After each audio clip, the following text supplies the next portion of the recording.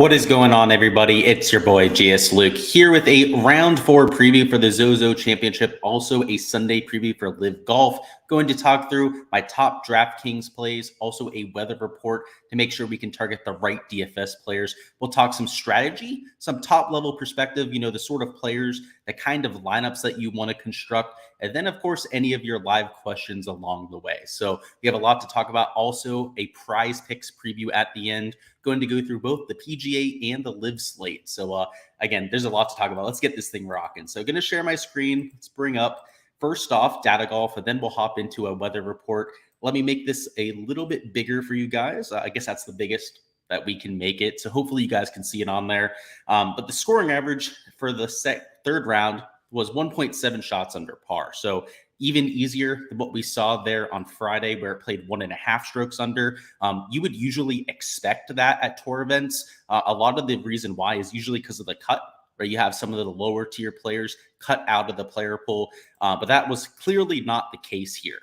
It was more due to moving pin locations. On Saturdays, they want to make it a risk reward sort of aspect. And you had number 9 actually play a little bit longer. So they did add a little bit of difficulty on a few holes, but hole 18 played extremely easy. It was right around a 70% birdie rate. Hole 6, another par 5, played a third of a stroke under par. And though it's still going to play relatively easy, I mean, it's still receptive out there. Pin locations aren't going to be nearly as accessible. So from the scoring average, I'd expect it to be right around a stroke and a half under par, if not slightly more difficult, closer to maybe like 1.2, 1.3 shots under par. But in either circumstance, you saw a ton of ceiling rounds. So we go here to the third round. You'll see that there was a 7 under par from Thigala. Of course, one of the picks that we talked up. I mentioned Hovland as an okay play. Right? He wasn't my favorite play. And just to go through a few others, right? I played Jaeger. We talked about him there. Ricky Fowler went out there and had another good day, which was a little bit surprising there. Same thing with Keegan Bradley. So they're going to be mega chalk because they were chalk there for the third round. They paid off, and now they're at the top of the leaderboard.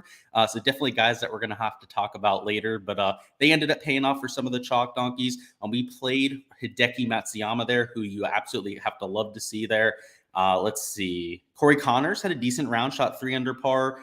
Davis Riley bounced back 3 under par. We had a lot of exposure to just, the true ceiling rounds were these 6 to 7 under par rounds. And on day 2, you saw the same thing, right? We sort this by score. Did they have they don't have it sorted by the day on there, but you had the same sort of distribution where there are about 6 or 7 players that got to 6 or 7 or better. Keita Nakajima was one. Of course, Ricky Fowler shot a 63 there in round 2. There are a few other ones as well. Just can't think of them off the top of my head. You're going to see the same sort of thing every single slate. And when you're trying to win the big GPP, which, in the swing season, guys, right, the contests aren't as large, so you don't need quite the nuts to go out there and ship these contests. You're going to have 4, maybe even 5 of those players to take home those contests. And, yesterday, right, some of the better rounds were had by a Fowler and a Keegan Bradley, for example, who were chalky, but they weren't the nuts plays. They weren't one of those 4 or 5 plays that you had to have to win the large field GPP. It was a Thigala, right? It was a Hovland that you had to have. Thigala was single digit owned. You had Hovland, who was right around like 10 to 12%. Well, actually, he was a little bit higher. I think he was like 15 to 20%, depending on what contest you were in. The contest I was in, which was a smaller, higher dollar sort of contest, smaller contest, higher dollar. He was a little bit lower owned. People went to Morikawa a little bit more often. So you'd like to see that. These sort of players are the guys you had to get to, right? Cameron Champ, Buckley was also relatively low owned. Tom Hoagie was like 15% owned. These are the guys that you absolutely had to have. So, the chalk donkeys that got there shooting -4, who ended up min cashing yesterday, are going to be all over Ricky Fowler, right? And so on and so forth from the first few days. So just wanted to point that out to show you guys, some of the pieces of chalk and overall who ended up hitting yesterday. In terms of a weather report, conditions look a little bit more benign here on Sunday. So in terms of the winds, it's single digits the entire day. And when they're teeing off, which will be right around 9 a.m. local time there, it's 8 mile an hour sustained, 10 mile an hour wind gusts. By noon, it goes down to just 3 miles an hour of sustained and then 5 mile an hour gusts. And by the time they're finishing up, so when the leaders will be finishing up, it'll be right around a 7 mile an hour sustained wind. So you're looking at benign conditions, should be, again, good scoring, but I think with the pin locations being a little bit more difficult, it's going to be at least a stroke and a half under par, if not closer to like 1.2, 1.3. Let's go over to the player pool now. So I'll go ahead and bring that tab up. There we go. There is the player pool on the screen. And let's talk through some of my top plays. And this time we're going to have all of the projections up. So typically, I'm going out there and only posting, my top 10 or 15 plays or so for this slate, because it's only a few hours before lock. I'm going to open it up to everybody. So you'll be able to see my thoughts on everyone, my projected points in my player pool, et cetera, et cetera, et cetera. The whole point here, right, is to show you what I have to offer, right? Because a lot of people ask, what's behind the paywall, so on and so forth. This is what you have access to. And if you want to use it in an optimizer, right, that's what the Patreon's for. So, obviously, if you like what you're seeing here, I would recommend signing up so you can take projected points, copy and paste it into the optimizer that you're using. Same thing with projected ownership, et cetera, and make lineups, right? That's the idea with these. But let's talk through some of my top plays. And from the just top level perspective, anytime we're playing a Sunday showdown, we have to ask ourselves if the placement points are worth it. Chasing those 12 to, let's say, 5 points that are going to matter and be significant from a GPP perspective, are those going to matter at the end of the slate? And if we're at a major championship, if we're at a US Open where it's playing over par, right? The scoring average is like 1.5 strokes over or 2 strokes over par. The overwhelming answer there is yes, that the placement points pretty much are the end all be all, because they're going to account for at least like 20, maybe 25% of your overall score. When we're at a birdie fest and now 1.5 strokes under par, which is kind of what I'm projecting it for, isn't a true birdie fest, but it's certainly towards the easier end of the spectrum. The answer to the question of whether the points are worth it is an overwhelming no. So when you have all this chalk on like a Victor Hovland, on a Matthew Neesmith, Maverick McNeely, a Ricky Fowler, I mean, the list just goes on, right? Andrew Putnam, all these sort of players that are in the top 5 to top 10 right now. It becomes an answer, like a question of analysis of, is Tom Kim 3 times less likely to succeed and get to, let's say, 1 more birdie than a Victor Hovland in that scenario, right? So is he going to is Victor Hovland going to outscore Tom Kim by 5 strokes 3 times more often? It's just not going to happen, right? The answer, it's a lot closer. 1 birdie is next to nothing when it comes to a single round sample size, let alone the volatility that exists round to round, where a player could, of course, perform under their median projection. Somebody can perform over their median projection. It really makes making the pivots easy. So you can see the combined ownership of Xander, Sanjay, and Tom Kim is just slightly higher. Actually, it's like 10% higher, right, in total than what Victor Hovland's ownership is. But you can essentially play all 3 of these guys in replacement of going out there and playing a Victor Hovland, right? And I'm going to do that all day. That's essentially the strategy from the top level perspective. And that sort of mentality is repeated over and over again through my player pool. The next piece of chalk, right? Keegan Bradley. Keegan Bradley on Sundays is something that just continually ends up being a fade that you can make, right? And it continually ends up paying us off. So that's why I end up fading him almost every single time. You can see from the median projection standpoint, he's actually the highest projected player on the entire slate. So clearly, the numbers like Keegan Bradley, you got to give him a little bit of credence there. But is he 3 times more likely to succeed than Hideki, who won this event last year? Absolutely not. 3 times more likely to succeed than Colin Morikawa, who sure sucked in round 3. No, right? He's more than likely to bounce back. Is he 6 times more likely than a Mito or a Cam Young to succeed? Again, the answer is just an overwhelming no. So rather than playing a Keegan Bradley, you can play all 4 of these players. Literally, that's the sort of decision that you have to make, right? And to me, literally all of the chalk on this slate just isn't worth it, right? First off, Victor Hovland, I have him in my 4-round contest. If he smashes, ends up winning this event, I have an outright ticket on it. I have 50% in DFS. So be it. I'm not playing 30% Victor Hovland for round 4 showdown. There's just no incentive for me to go out there and do so. If he ends up flaming out, I have this fade over here for round 4 showdown to kind of help me out. So it's a little bit of a self-hedge, right? So that's just to be completely transparent, but also he's 31% owned, right? You can play all of these guys as a replacement. That makes sense. Keegan Bradley, he chokes on Sundays all the time. I can't remember the last time, other than the Players' Championship, where he was coming from way behind, where he ended up finishing and moving up the leaderboard on a Sunday. He's been in contention after the first 3 days a few times, but he's never really held on to that lead, right? He's finished second a few times when he's been in that leader position, and I kind of see the same thing happening. And sure, you go, oh, second place gets 8 placement points, though, right? Yeah, that's baked into this projected points right there, right? There's a reason why he's projected for 62 points. That's just, it might not be enough. Like if just think about it, right? McNeely goes down there, who I'm not playing, right? Because he's also a little bit chocolate, goes down and just makes one extra birdie and gets the placement points instead of a Keegan Bradley. Let's say he finishes second instead of Keegan and, Keegan's third or something like that. That's enough to make Maverick McNeely the optimal play. Like the margins here are just so small where if somebody's going to be mega chalk, you just might as well fade them. It's a volatile sport.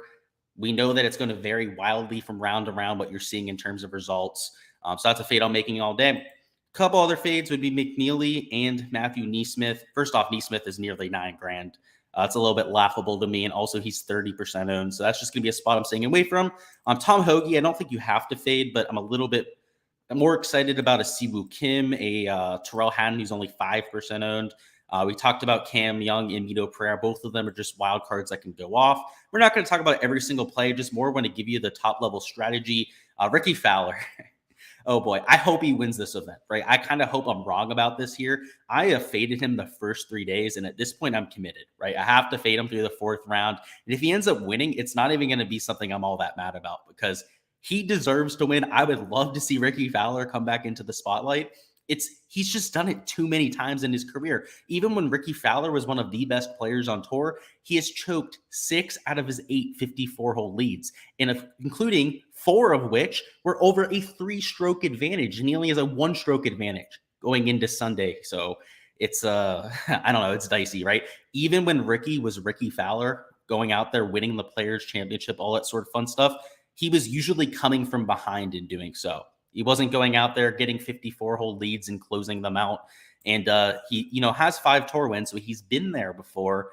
But again, he's 30% owned. And another piece of chalk that I'd just rather take the guys around him, like a Siwoo Kim, for example. And overall, this 8K range I don't love all that much. I kind of like jamming in a few guys up top. So just another little bit of strategy stuff here. Up top, I mean, you can fit in at least one of these 10K options, maybe even 2 of them into lineups. But if you take one of them, you can add 2 of these 9K options. So you could start with like a Tom Kim, second man in, maybe a Hideki Matsuyama, and probably fit in a Mito Pereira too. So salary is relatively soft when it comes to Showdown to begin with. But I would say especially so on this slate because Cam Young's 9,200, that's fair. Hideki is a solid like $800 cheaper than what he was for 4-round contests. You have a 9K range Colin Morikawa now, and look, Hatton's like 8,800. I mean, going down here even cheaper, you have Sahith, who's relatively cheap. I mean, Tommy Fleetwood's $8,200 now. I mean, you can just jam in 5 or 6 players that were in the 9 and 10K range for 4-round contests into your Sunday Showdown lineup, and a lot of them are low owned. I mean, look at this. Tommy Fleetwood, 6%, right? Corey Connors, 7.5%. Siwoo Kim, 8.3%. These are just fractions of what they were for 4-round contests. They're cheaper. It's because all these I don't want to call them idiots. They're not idiots, right? They're looking at the leaderboard, right? They're trying to get the placement points. These misguided people out there are just trying to play all the chalk, trying to play all the guys at the top of the board, not realizing that it's a birdie fest. Those points are going to be next to negligible today. I mean, unless Ricky Fowler goes out there and shoots like 6 under par and wins this, I don't know if he's going to be in the optimal, right? Shooting 3, maybe even 4 under par today and getting those placement points might not be enough, right? Because you're going to have players that are making 8, 9 birdies, or more, even more realistically, you're going to have at least 5 or 6 players that are making 7, 8 birdies on the day. Whereas, maybe Ricky Fowler's -4 bogey-free round doesn't outscore the guy that's making 8 birdies, right? Just go ahead and add up the fantasy points. You'll see exactly what I'm talking about. And I'm not talking about an 8 birdie round where you're bogey free. You can mix in 2, 3 bogeys, even a double bogey if you want to into that scoring there. And they're going to outpace that player, even in first place, getting the 12 extra points there. That's how important those extra birdies are, right? Because 4 birdies is about 22 fantasy points. And 22 fantasy points minus 12, right? You're talking about a 10-point buffer there. Those bogeys don't account for 10 fantasy points. That player who's making more birdies outscores that player, right? So I'm trying to use that as an example to really drive this home. These placement points, all of this chalk is people that are just misguided. They don't understand the nuances of the scoring that comes with Sunday Showdown. I see placement points and they think it's the end all be all. It's moved, and they think about it in the optimal scenario, right? They go out there and go, These guys are in the top 5 right now. If they have a really good day, and like all these players have a really good day, right, then they're going to get a few extra points than the guys around them, right? That's how the people on the other side tend to think about this argument, not realizing that it's essentially like a 50-50 prop on who's going to play better, and whoever plays better is going to be the guy that you need to have in your lineups. Like especially when you're talking about, just to give you an example here, right? Like Cameron Davis, he's towards like the middle of the leaderboard right now. He's 17% owned. Tommy Fleetwood is 6% owned because he's a little bit further down on the leaderboard. He's starting with like one less point than Cameron Davis. And Cameron Davis is almost 4 times as owned as a Tommy Fleetwood. I mean, like, do people think that maybe 1.5 fantasy points is really worth all that much? And it's not like they think that Cameron Davis is like this just much better player than Tommy Fleetwood, because first off, Fleetwood was right around the same ownership for 4-round contests, and he was higher round. And his betting odds this week were a lot better than a Cameron Davis, right? And now he's lower round. Just that's the sort of thing that you have to look out for here, right? Don't be the fish that's out there playing all these chalky players.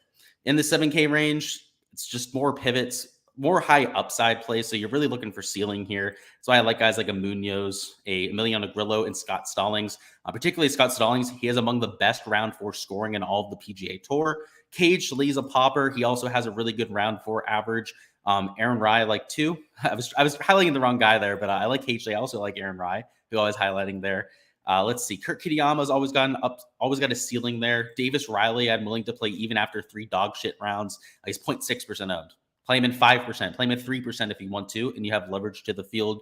You got to count me in, particularly because he's $7,200. So I didn't need to do that. Scroll back over here.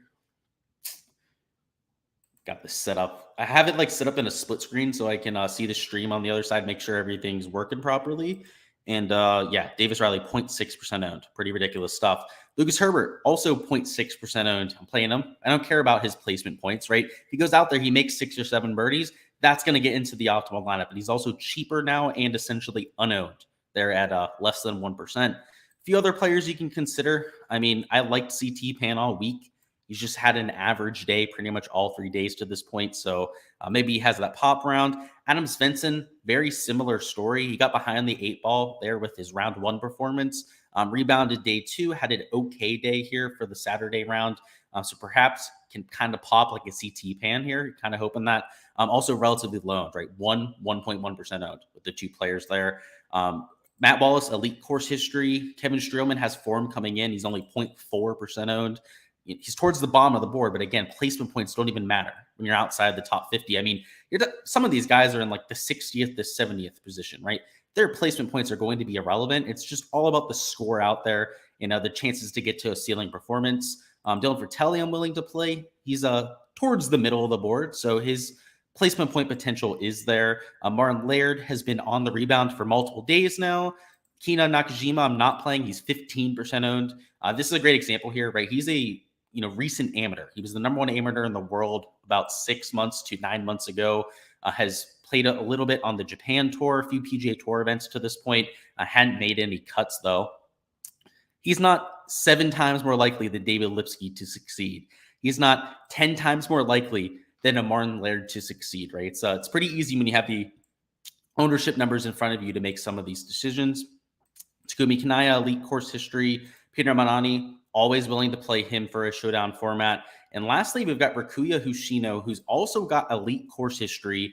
And in terms of just overall pedigree, is a much better player than his peers. He's played on the U.S. Open before, Open Championships before, has won the Japan Tour Order of Merit, which is kind of like, their Player of the Year award, FedEx Cup champion. It's probably a little bit of a better parallel there. Also only 0.3% owned and $6,000 to boot.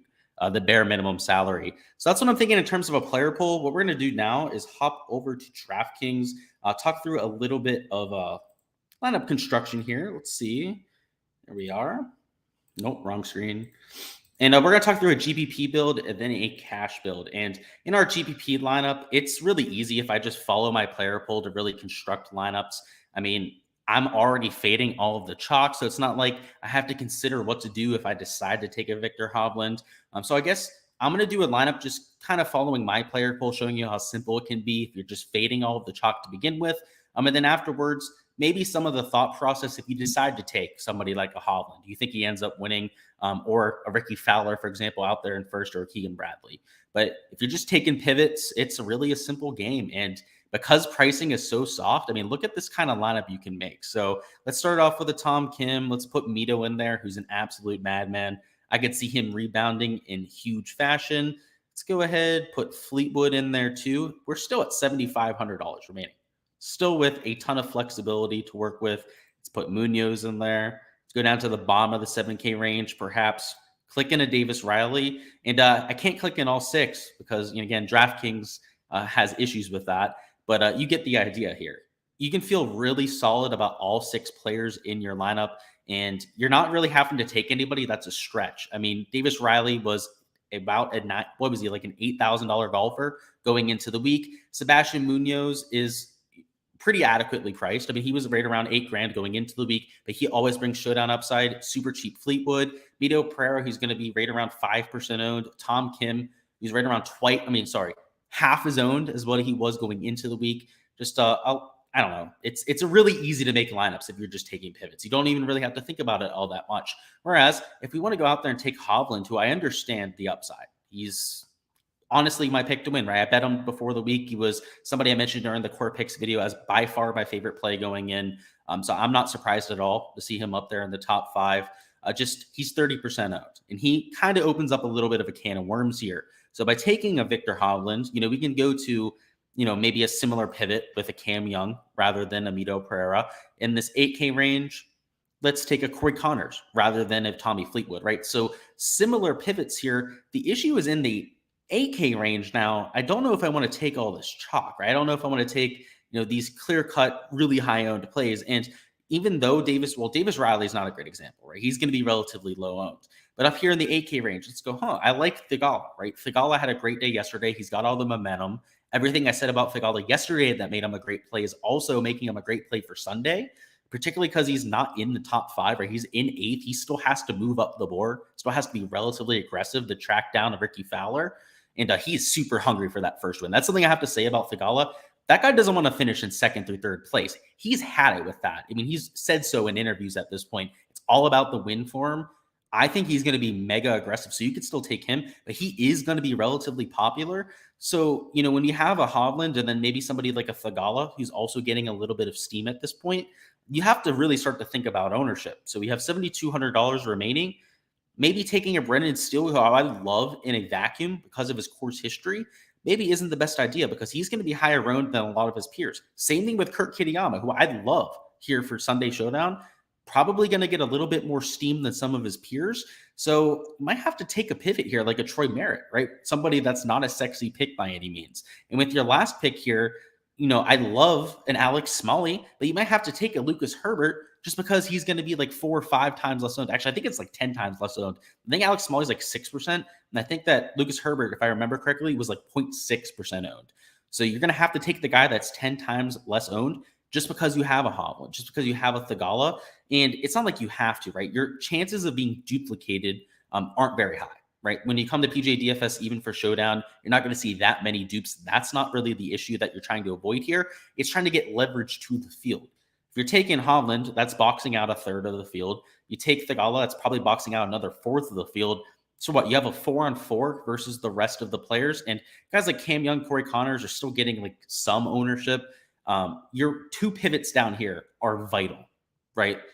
Troy Merritt hitting is going to be what takes you to the top of the leaderboard. Your last pick here, let's say if it was a Lucas Herbert or somebody like, Cameron Champ's not a great example because he's a little bit chalky, but like a CT Payne or a JJ Spawn, for example, is your last man in. Those 2 guys hitting are going to be what wins you or loses you at the GPP. So I just want to point that out because these guys up top, right? Like if they're going to be the core 4 that hit, a lot of people are going to have that combination. I just want to point that out because you can still take chalk up top. It's just that when you're trying to get leverage down low, you probably want to take the pivots. You don't want to be chalk across the board. It's just you're cornering yourself into a situation where it's really hard to actually finish in first if your guys hit because you're going to have 10, 20 lineups that you're competing against. Whereas, let's say in this example, you did click Lucas Herbert into the lineup. If he hits at 0.6% ownership, I mean, if he's like the nuts play, right, which is, again, not that likely of a thing, but if that were to happen at 0.6% ownership, you're going to be, I don't know, like 10, 20 lineups that have him, that also have like the same sort of core four that you have, or at least close to it. You're not going to be competing with very many lineups. So my advice would be, if you take somebody like a Hovland, a Fowler, or a Keegan Bradley, just take one, maybe two players in your lineup that are going to be 4 or 5% owned or less. That's really all you have to do. And I'm okay with you playing that sort of lineup at that point. Let's hop over into prize picks now. So what we're going to do here is talk through the PGA board. Afterwards, we'll talk through the Jeddah board. This whole entire board just seems adequately priced, particularly the guys at 4.5 birdies.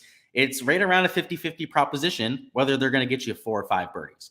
So even a Xander, Victor Hovland, who's coming in with form, I just don't have any interest betting over or under on them. If anything, I'm taking a look at these guys at 4, because the birdie average for round 3 was 3.71 birdies. So a Morikawa and a Sungjae Im, you have to figure, have pretty good equity to go over their lines. So I had a few cards with those two players. Outside of that, I don't love anybody else at 4. I mean, a lot of people are going to bet Ricky Fowler. I just have no interest. He was at 4.5 birdies yesterday. I also had no interest betting that, but I would expect a lot of suckers to go out there and bet Ricky. Just I have no interest in doing so too. There are a few guys at 3.5. You have Seabez and Ches Reavie, who I would say are right about average players for this field. So considering the average is 3.71 for round 3, it's going to be a little bit more difficult for round 4. They're probably right about at the right projection, right? Because if the average is going to be like 3.5, they're right about average players for the field. You do the math there, right? You figure that it's a pretty fair line. Strokes board is kind of similar. It's priced about 2 strokes under par on average. These guys are at 2.5 strokes under. Obviously, you have a few guys at just 1.5 strokes under, like a Keegan, like a Ricky Fowler, for example. Ches Reavie actually even at 69.5. He was at 69 earlier. I suppose he was bumped up. The strokes board's a really tough one to get to, because for these guys down low, you need them to shoot -3, which is doable. You saw that from Hideki. You also had guys like Tom Kim shoot -3 yesterday, and Victor Hovland. But Xander Schauffele was on track to do so yesterday until he made a double on his last 5 holes. And at this golf course that has so much wooded areas, it has water in play on 6 tee shots, it can happen at any point. I don't know. I don't really have that much interest in the strokes board at a golf course with all of this volatility at it, all of that water in play, all of the trees in play that can just completely ruin your round. I mean, legitimately, like Colin Morikawa, first day got screwed by a water ball. He got screwed yesterday multiple times by hitting tee shots that were just like 4 or 5 yards offline. It's a tough scene taking the strokes board. That's what I'll say. I would avoid it. I love the birdie or better board though. So there are a few prop lines I like here. And by the way, I really hope the prize picks people are watching right now. Whoever does the lines for prize picks just copy and pasted the matchup board. At least for like 90% of it, just copy and pasted it. I smashed the birdie or better board yesterday. So literally, I didn't copy and paste my analysis, but I took pretty much all of the same matchups that hit yesterday, and I'm running them back here for round 4. And I wrote them up again, right? I talked through the analysis again, but I'm like, why would I not take the same guys? They're going to offer them in pretty much identical conditions. And I liked them before because they were just better players, and we got them again. So it's a great scenario. So let's go through a couple of them. Ches Reavie versus Brendan Steele, under. Love Brendan Steele there. Let's see, where else? Corey Connors versus Svensson. I love Svensson there. The under there. I guess that was it. There was a lot for LIV. So we're going to talk about LIV here in a second. There are a few other matchups I liked on the LIV side. Let's look at the LIV weather. So this is for the Jeddah King. I don't even know that guy's name. It's one of the kings in Saudi Arabia. Airport named after him. I don't even know how close it is to the golf course, but it's the closest wind station that we have. I couldn't tell on the map how far it was. They didn't have a legend of the distance. Either way, it's the closest thing we've got, and it looks windy. So for Saturday, it was relatively windy. They had, right around 10 to 13 mile an hour winds. Today, or I should say tomorrow, I guess, there and Sunday. It's still Saturday in the States, but Sunday right now over that way. 13 mile an hour winds and 13 mile an hour wind gusts. So pretty much identical from the weather perspective. It played kind of tough. I mean, like I was watching the broadcast. They were playing into the headwinds, particularly because it's right on the Red Sea. So this airport's not right on the sea. I would imagine that the winds that they're playing with are actually even more severe than what you have here on the wind finder. Um, it looked tougher, but it played like 2.5 strokes under par again. So it's kind of tough to get a read on the strokes board. I would imagine it played to that kind of average for round one. They had similar wind, 2.5 strokes, did the same thing yesterday. It's almost like regardless of the winds, it still plays easy. Maybe it's just because of the pin locations. The LIV Tour staff wants to make it a little bit more exciting. I think all of those are adequate theories, but in either circumstance, when we take a look at the board here, it was priced a lot better for the last round. The strokes board, all of the guys are at like 68 strokes here. Now they bumped like Bryson to 67.5, a Patrick Reed, a Brooks Koepka. I absolutely smashed them when they were at 68 strokes because it was playing 2.5 strokes under par. It was playing to the 67.5 average, right? That all these guys are at, and they're all well better than average players in this field. The issue is now they're bumped to 67.5 into hit. They have to shoot 3 under par, which is slightly better than average. They're at adequate numbers now, right? And even a DJ, I smashed him at 67.5 strokes. Now he's at 67 strokes, which is kind of a bummer. I think it's pretty fairly priced across the board. Towards the bottom, I would say they're pretty much the same thing, right? These guys at 2 under par, they're like average at best players for the field, if not slightly below average players, which is why I'm not as confident in taking their unders. So I don't love the LIV strokes board. Birdie or better was also bumped up. So you had players like Brooks that's still at 4.5, but 5 birdies for DJ and Cam Smith. It's just hard to bet on somebody to make 6 birdies in a round. I don't even care who you are or what golf course you're on. That's 33% of the holes, and that is a lot of putts that you have to make. And I think there's a lot of push equity there at 5, but I'm not trying to push, right? I'm trying to go out there and get props that are winning. So probably going to stick away from the birdie or better board. If you're going to take anything, right, it's these guys at 4.5, like a Bryson, like a Brooks, for example. I think that they have a lot of equity towards the over, but if they were at 4 birdies, I'd be smashing them. If they were at 4 birdies, I would have a lot of money on Brooks and Bryson on the over there, which tells you I do think that they have more than enough ability to get to 5 birdies. But with the windy conditions, I do worry about that a little bit, right? I kind of worry about, maybe it's a little bit harder to get the ball to 5 to 10 feet like you were seeing over the first few days. So I'm kind of staying away from that. What I love here are the birdie or better matchups where they literally copy and pasted them. So first off, DJ versus Harold Varner III. I played it for round 3. They ended up tying, and that was with HV3 still making 5 birdies. And DJ looked locked in. He's towards the top of the leaderboard. He's within striking distance of getting to the top 5 or even winning this event. I could very well see him go out there and have a ceiling round. So going right back to that one, hopefully we can hit instead of pushing. The best prop on the board, period. I played it in over $600 of lineups yesterday. I'll probably be doing the same thing today. Is this Paul Casey over versus Brandon Grace. I don't want to call it like free money or a lock, but it's as close to what you're going to get for that. Brandon Grace is injured, like full on, like has a rib injury, probably shouldn't even be playing. They interviewed his doctor after he got injured last week, and he said that he had like a 1% chance of even playing at Jeddah. So he's playing, and the only reason why Brandon Grace is playing is because he's number 2 on the points list. If he finishes, I think it's like 40th or better at this event, he locks in the number 2 slot, which pays him like $10 million. That's why he's here. And that's why he's playing through a literal, like, super painful injury. He has a cortisone shot going on in his rib cage at this point.